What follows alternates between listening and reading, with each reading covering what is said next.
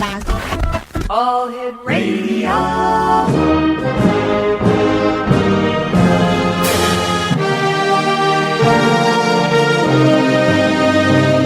Welcome to the X Zone, a place where fact is fiction and fiction is reality. Now, here's your host, Rob McConnell.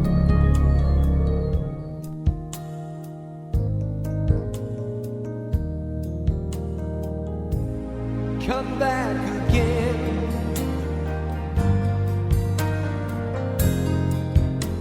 I want you to stay next time.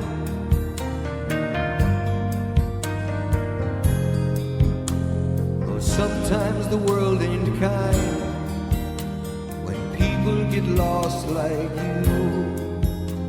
and me. Just made a friend. Welcome back to the X Zone, everyone. My name is Rob McConnell. We're coming to you worldwide on the all-new X Zone Broadcast Network and the Talkstar Radio Network. Our toll-free worldwide number is 1-800-610-7035. That's 1-800-610-7035. My email address is xzone@xzoneradiotv.com on MSN Messenger, xzoneradiotv@hotmail.com. And our website, www.xzoneradiotv.com, and to watch and listen 24 hours a day, 7 days a week, 365 days of the year. It's www.xzonetv.com. My guest this hour is Jane Miller, and Jane is a licensed independent social worker committed to holistic modalities of healing. Is in a practice as a psychotherapist, clinical social worker, with her animal-assisted therapy dogs. Now, she offers education about and client assessments for psychiatric dog service, presently focused on educating others about the legal, ethical, and practical criteria for benefiting from a PSD.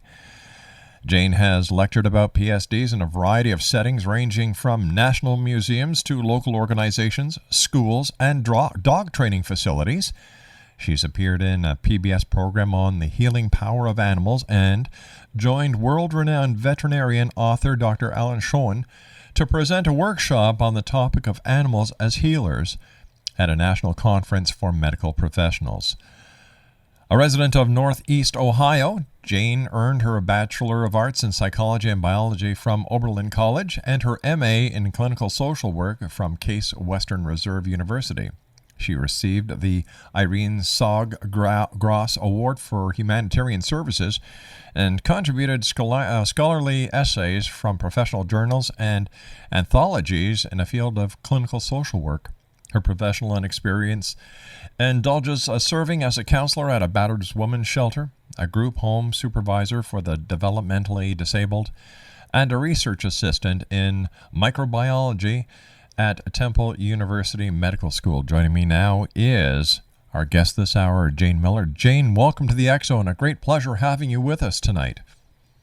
Thank you so much. It's great to be here. Can you hear me? I can hear you just beautifully. And tell us about your love affair with holistic healing and dogs. Well, it goes back to my dog that started me on this path. Her name was Umaya. And she entered my life in 1992, and approximately 4 to 5 years after she entered my life, I was giving her a massage and discovered a little lump on her left hip and discovered that it was a fibrosarcoma, a very rare form of cancer that we see more frequently in cats. But the veterinarian decided that the best thing we could do for her was radiation treatment to prevent the spreading of this cancer. And the radiation treatment was going to be performed in an area very close to where I worked. So she really began this whole path that I'm on now because she would go every day for 16 days for her radiation treatment. And rather than take her back home, the vet recommended that I monitor her and be present with her after her treatments. So she would come to work with me. And here would walk into the lobby and waiting room of my office, and I'm a psychotherapist in private practice, and she would be shaved from the back half of her body, but filled with the lust for life and joy. And she would go around what I called make the rounds in the lobby, handing everyone in the waiting room toys to play with. And everybody was inspired by her.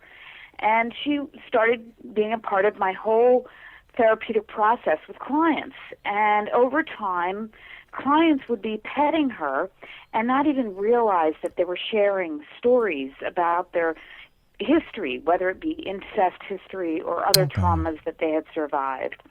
And Umaya was the catalyst to them opening up and sharing really deep, dark, horrible events in their lives that they didn't even realize they were telling me because they were petting her. So her presence really changed the whole process of how I practice as a psychotherapist. And over time, one of my clients had a breakdown and ended up in the hospital. And when she was in the hospital, she asked me and said to me, Jane, I want an Amaya. All right, Jane, let's hold the story here because we have to take a 2-minute commercial break. Exo Nation, Jane Miller is our very special guest, and Jane and I will be back on the other side of this 2-minute break as we continue from our studios in Hamilton, Ontario, Canada, worldwide on the all-new X Zone Broadcast Network and the Talkstar Radio Network. Don't go away.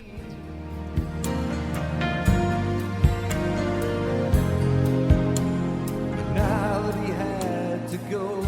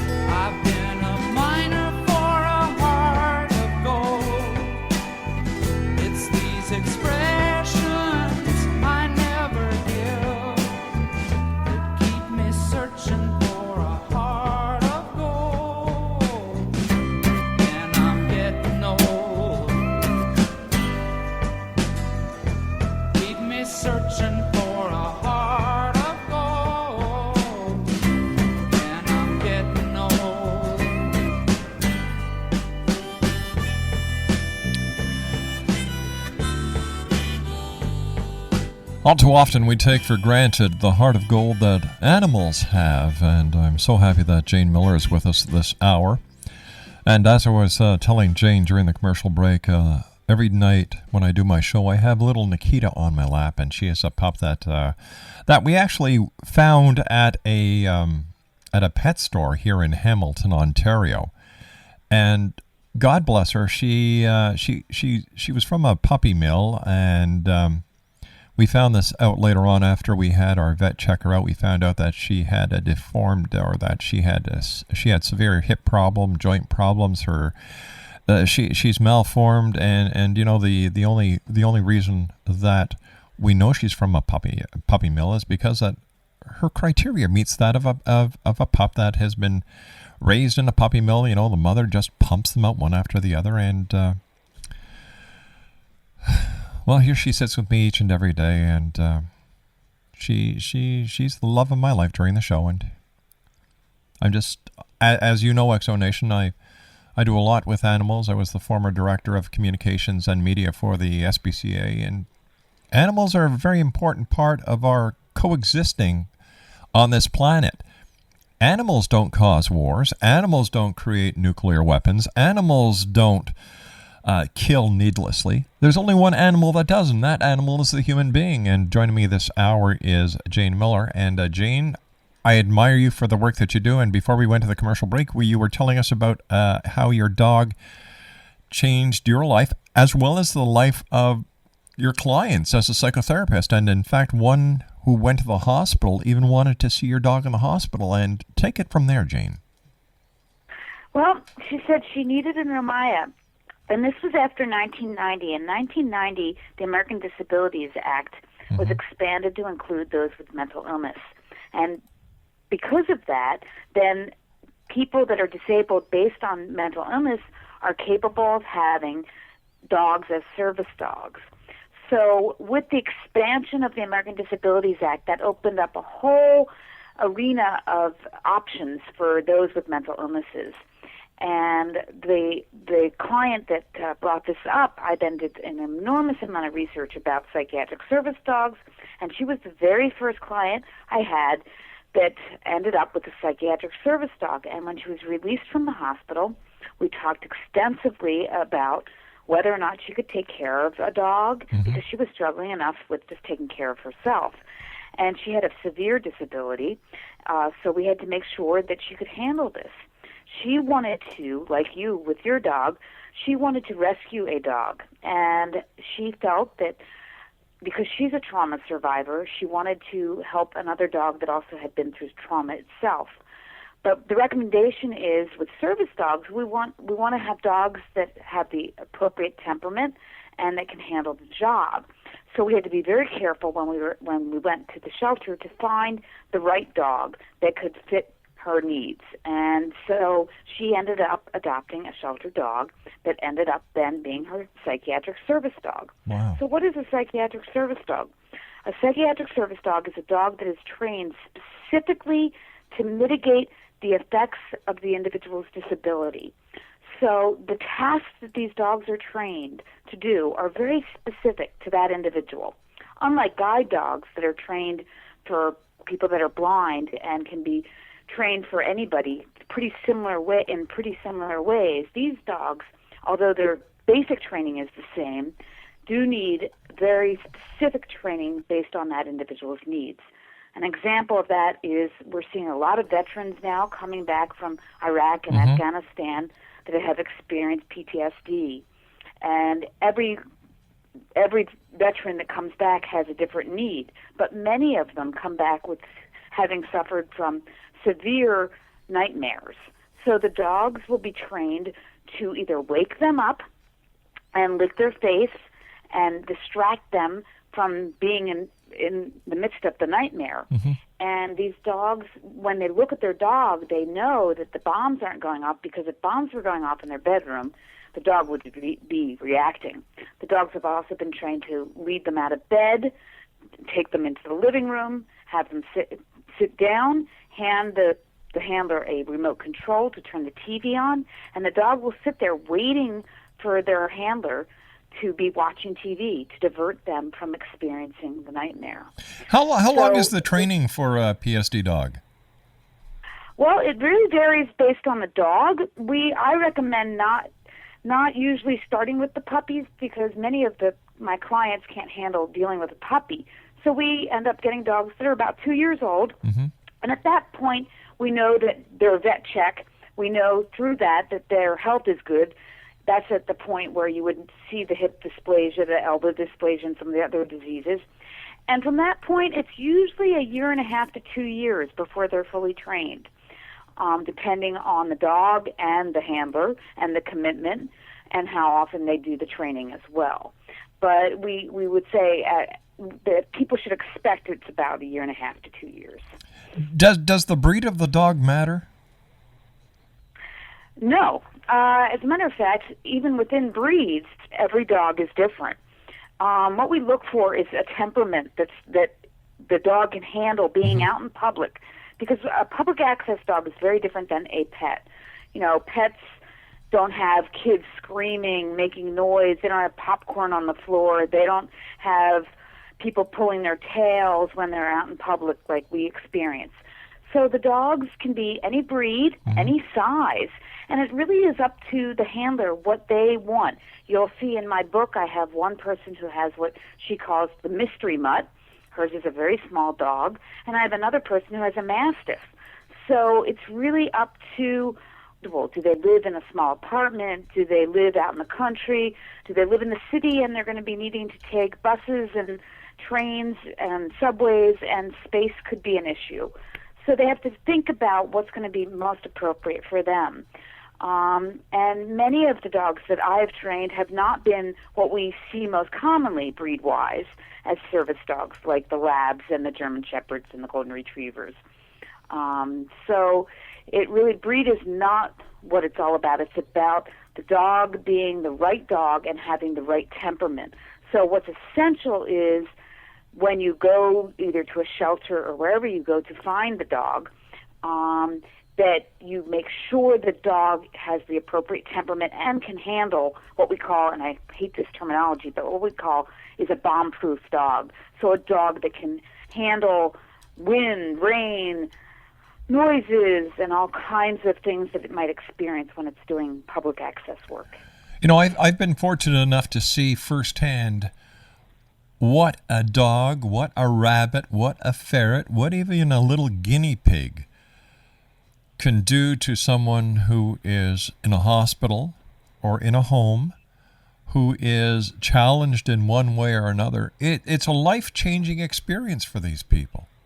And you know, it's wonderful to see the interaction, and that gives me hope as a human being that if the animals can do it, so can we. Do these are the PSD dogs given the same access as a seeing eye dog would be given? Are they allowed in public areas? Are there any restrictions on a PSD dog, and how do they get rated to have the access if they do? Okay, these are service dogs, and like any service dog, whether it be for mobility impairment or for hearing impairment or seizure alert dogs or guide dogs, they have public access. And the public access is based on the individual has to be disabled and qualified as disabled under the American Disabilities Act. That is, at least in the U.S. And once the dog is fully trained, if the human is qualified under the American Disabilities Act as disabled, then they have rights to public access. And restaurants, grocery stores, drugstores, any place, hospitals, that individual needs to go, their dog goes with them. So, yes, the dogs are just like guide dogs, allowed to be anywhere in public once they are fully trained. And we don't have a certification program, but it's very important that the handler makes sure that the dog has been trained fully. And what that means is the basic training is essential, and I recommend that the dogs go through the Canine Good Citizenship and get tested for that. And then after that, they get I modify the public access test, which is available online, to fit the individual's needs will be, and then we do the task training. And so it's quite a long process, but like you said, the ways in which these dogs have changed my clients' lives as well as others' lives is incredible. No medication in the world, and I'm not against medication, it has its place, and many of my clients still do take medication, but no medication can get someone to get out of bed, get dressed, and face the day the way a dog can. Isn't that the truth? And these dogs have made it possible for my clients to not only function, but be able to work and be able to give back to society in ways they would not have been able to previous to their service dogs. 1-800-610-7035 is our toll-free number worldwide. My special guest is Jane Miller. Her website is www.healing-companions.com. That's www.healing-companions.com. Oh, there's so many. That's a very good question. I think watching the process of the training with my client, to see my clients who have such difficulty communicating, be able to communicate with an animal, and then learn how to communicate better with human beings. Jane, stand by. You and I have to take a commercial break with the news at the bottom of the hour. Exo Nation, our special guest of this hour is Jane Miller.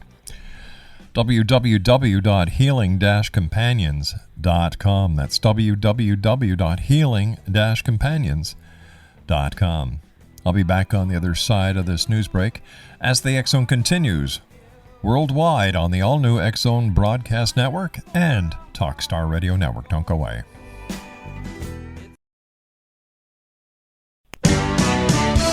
Hi, this is Eric Rawls of Cosmoverse.com, and you're listening to Rob McConnell in the X Zone. Hi, this is Blade Runner, and you are listening to Canada's #1 paranormal radio show, The X Zone, with Rob McConnell. Hi, I'm Laura Sabrin of Feast to Fields Organic Vineyard in Jordan, and you're listening to Canada's #1 paranormal radio show, The X Zone, with Rob McConnell. Hi, my name is Lady Ashley, the White Witch of Niagara-on-the-Lake, and you're listening to Canada's #1 paranormal talk radio show, The X Zone, with Rob McConnell. Welcome to the X Zone, a place where fact is fiction and fiction is reality. Now, here's your host, Rob McConnell.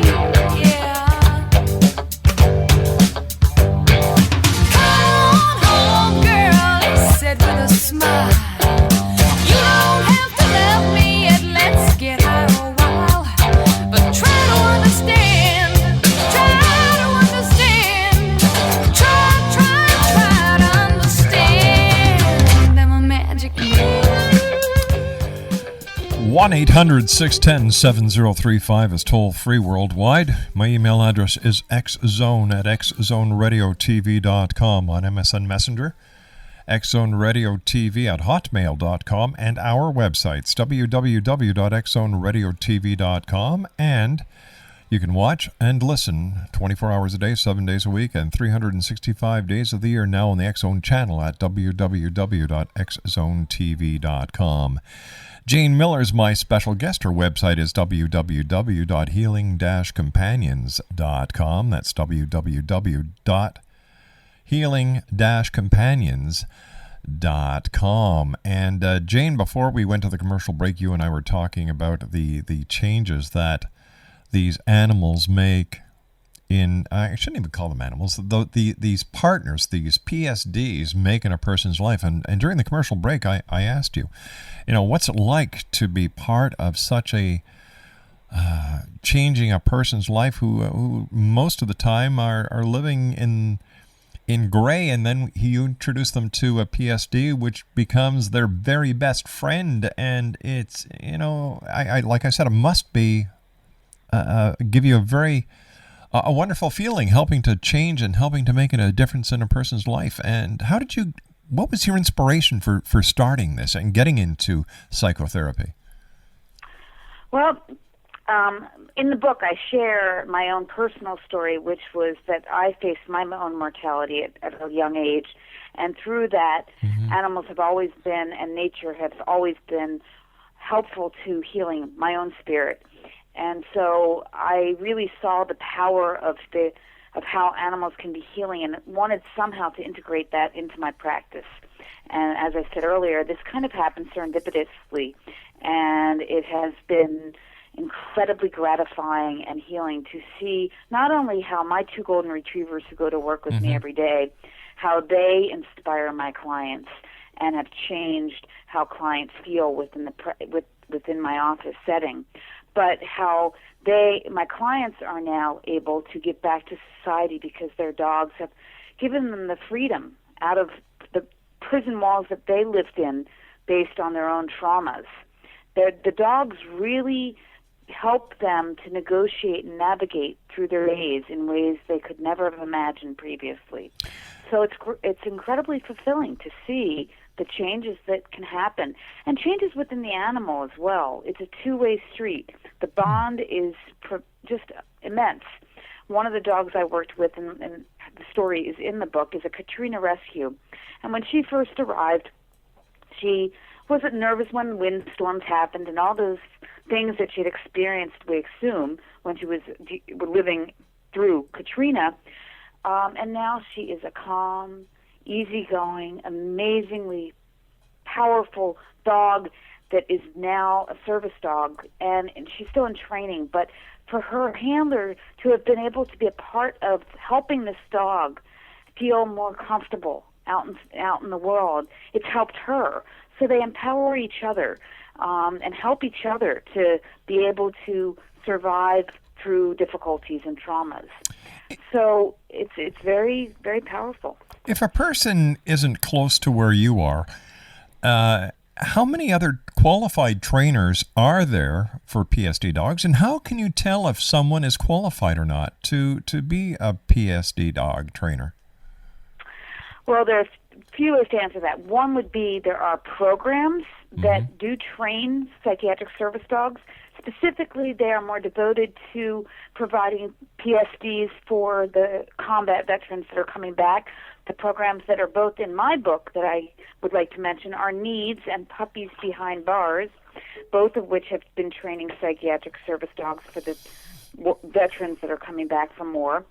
And to find a trainer that's qualified in working with service dogs and therapy dogs, I would recommend that you go to two websites I would tell you to go to. One would be IAABC.com, and you can put your area code in, your zip code, and look up working animals, and there will be a list in your region and area of trainers that are specifically working with training service dogs. So you can find them through that resource, as well as I highly recommend that people go to www.yahoogroups.com and put in the search engine psychiatric service dogs and join all the groups that you can that educate people about service dogs. There's 3 that I can mention: OCA dogs. They're all in my book. There's assistant dogs. There's OT dogs at Yahoo groups. And these groups are of individuals that have their own service dogs themselves, and there are trainers on these lists.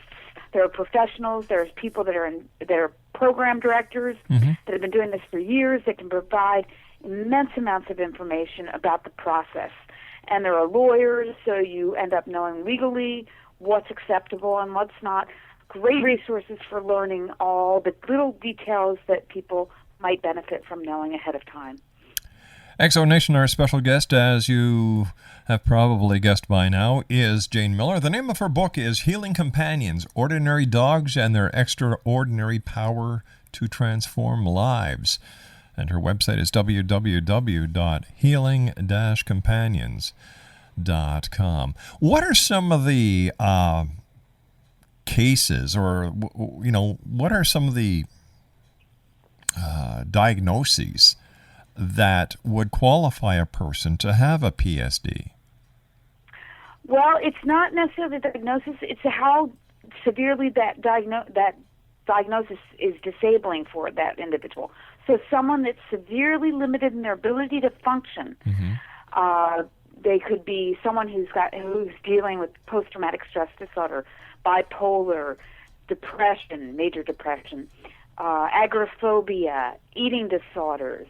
And the dogs are then trained specifically to mitigate the effects of the disability. They don't mitigate the disability itself. They mitigate the effects. What does that mean? Just like a wheelchair, it doesn't make it possible for you to walk. The wheelchair, though, helps you to be able to get around, to be able to navigate. The dog helps someone who's about to have a panic attack. That dog is trained to alert and nudge that person so that they still might have some panic, but it won't be as extreme, and they will be able to function. They will be able to be present and be able to be out in the world. So with the post-traumatic stress disorder, we have the dogs helping with nightmares. We train them specifically with folks that come back from combat and or incest survivors that experience what we call hypervigilance. Hypervigilance frequently occurs when you're feeling suffocated with crowds of people around you, and the dog is trained to watch my back. And that means that you will say to your dog, watch my back, and the dog will stand behind you and prevent people from getting too close to you. So you feel less suffocated and able to then be in a line at a grocery store without people coming too close to you. The dog can be trained to prevent the panic attacks, like I mentioned. With bipolar, frequently the dogs are trained to alert to when that individual is entering into a manic episode.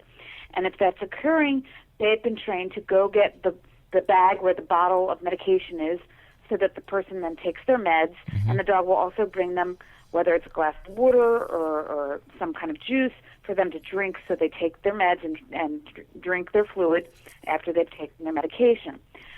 The dogs with eating disorders, frequently when someone is an overeater, they are eating when they are feeling incredibly emotional, whether it be sadness, anger, and the dogs can pick up on that. The dog will pull the person away from the table and divert them from eating. They will nudge the person. They will make sure that that person stops eating, and they've been trained to do that.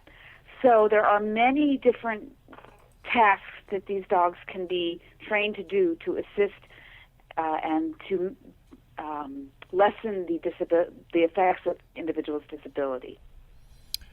How are the dogs trained to cope with crowds, for example? You know, I know that police dogs go through extensive training.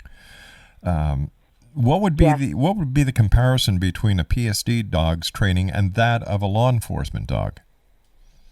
Well, quite different, but it still is similar in that we're taking them out in public and we're making sure they can handle it and desensitizing them. So over time, you know, they get very used to being at concerts or movie theaters where it's not only noisy, but it's dark. Right. So we really prepare them beforehand, and then we start taking them places. And when we start doing that, they're a service dog in training, we really get a sense of what they feel comfortable with and what they don't. And if there are things that are difficult for them, for example, if they're in a movie theater and there's a lot of popcorn on the floor and we see that they're doing what we call hoovering, we train them to not eat the popcorn off the floor. So we work on the things that they need more work on. For example, when they get under a table for when they're going into a restaurant, we train the dog ahead to tuck their tail. And if they have difficulty doing that, once we get into the restaurant establishment, we work on that and practice that at home to make sure they can do it out in public. So it's a lot of training and experience in those places to really help the dogs be able to cope with the environment and be able to navigate through the crowds. And the dog already has a great deal of training pre that. How many PSD dogs are there in the United States today? Ooh, good question. I don't know that I know the answer to that. I think that's going to be a difficult one to answer due to the fact that many people that have psychiatric mental illnesses aren't open about it. And we still live in a society that is pretty stigmatized regarding mental health issues. But I would imagine there are quite a number of people that are out there, just from even my brief experience in only a few weeks of my book being out, people contacting me and saying, "Oh, thank you so much for writing this book because I have a PSD." So there are a few, I would say a few thousand people. And now with the veterans coming back, I think this is really going to take off because I think more and more of the veterans organizations are seeing the benefits of the psychiatric service dogs. And there's now a number of different legislations going through to do research about how psychiatric service dogs can help the veterans, to provide funding. So I think this is going to open up a door that is very new and can make a huge difference in many people's lives. Wouldn't a cat do the same thing? Wouldn't a rabbit do the same thing? Wouldn't a ferret do the same thing as far as helping these people? Why does it have to be a dog? Well, I don't know that it has to be a dog, but dogs are much easier to train, and they're capable of task training, which is what we're doing. And more often than not, cats can be a problem because of the allergy problem. I mean, obviously some people have allergies to dogs, but we don't see that as frequently. And, you know, cats aren't trained to heel and walk, and the things that we're capable of training dogs to do really fit this extraordinarily well. But isn't it possible that you're creating a dependency and taking away the individual's ability to grow on their own by putting them with a PSD? Well, you know, that's a good point. And in some ways they are becoming more independent because they're no longer depending on a human. But they're depending on a dog. Now they're depending, excuse me? I said now they're depending on a dog. Exactly. But that dog gives them freedom and makes it feasible for them to be able to get out into the world and to be able to function. But wouldn't counseling wouldn't counseling and therapy also give them the ability to get out into the world without having to depend on a dog? Because what you're doing is you're taking away one dependency and giving another. That's very true. And I guess in some instances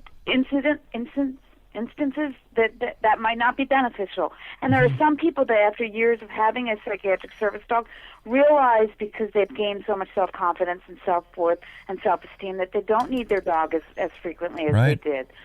And one of the things you're bringing up, which is another point, is that the entrance of a psychiatric service dog into someone's life can really impact everybody else in that person's life. So if they have a partner, or if they're married, and their children can be affected by the entrance of the service dog. And frequently, the entrance of a service dog, all of a sudden, the partner is not needed to the same degree, and that can cause tension and stress in the family dynamics. So we have to be very aware of how the dog coming into someone's life is going to affect everybody that is a part of that person's world. Let's say somebody has had a PSD for, let's say, 2-3 years. Something happens. The dog passes away. The dog runs away. How devastating would that be for the person who has depended on this dog for 3 years? And how do you cope with that loss? Extremely. And that is one of the things we do a lot of preparing for the fact that these dogs.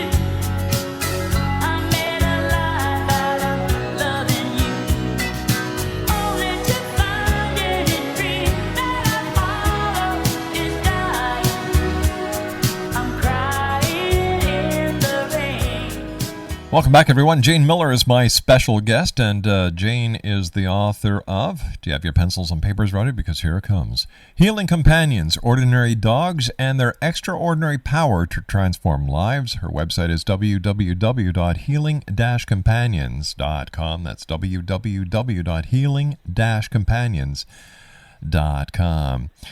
Jane, what would happen if the person who has a family receives a PSD, and that PSD becomes very, very protective of the person, of its friend or partner, whatever you want to call the person, and there's a conflict between the dog and the rest of the family? What happens in that case? Well, in that case, a number of things. One would be lots of training to work with the dog to not have it, what we call resource guarding. And we would do a lot of counter conditioning and desensitization.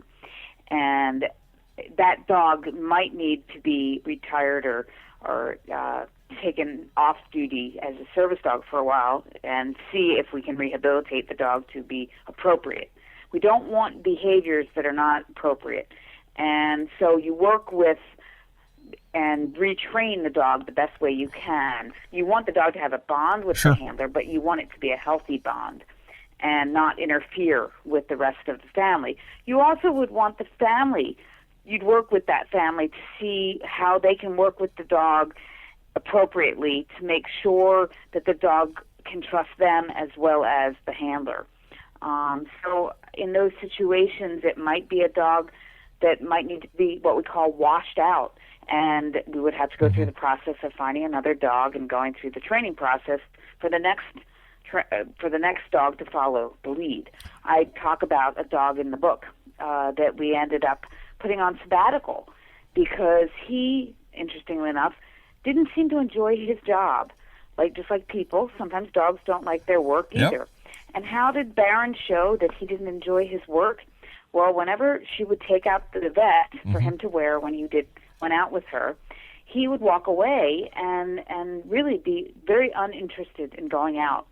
And so we put him on sabbatical, got her next dog, started training her next dog, who was learning from Baron how to be a well-behaved service dog.